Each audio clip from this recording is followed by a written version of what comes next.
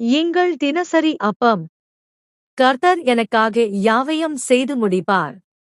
சங்கீதம் 138 அதிகாரம் 8 பிரியமானவர்களே, உங்களுக்காக யாவையும் செய்து முடிக்கிற ஒரு தேவன் இருக்கிறார். அவர் நிச்சயமாய் உங்களுக்காக யாவையும் செய்து முடிப்பார்.